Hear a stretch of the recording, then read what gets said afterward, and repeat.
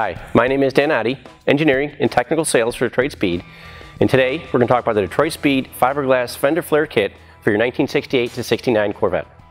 The Detroit Speed Fender Flare Kit was designed to accommodate a wider wheel and tire underneath your Corvette. Now this kit will include 2 front fenders and 2 rear quarter panels, and they're molded from fiberglass and made in the USA.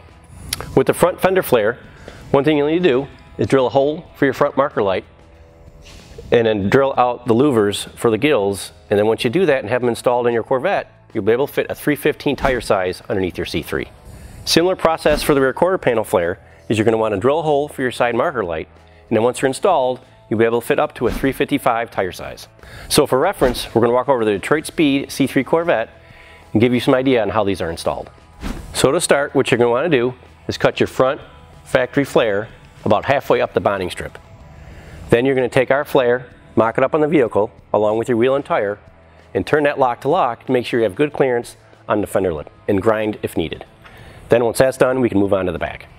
Same deal on the rear. You're going to want to cut halfway up the bonding strip and remove your factory wheel flare, mock ours up, put the wheel and tire in there, make sure everything clears, and you're good to go.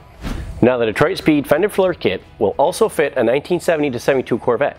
The main difference is there, you have to modify the flares for your 1970-72 side marker lights and the louvers.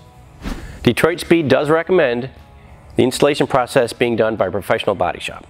And if you have any questions, call us at 704-662-3272 or visit us at DetroitSpeed.com.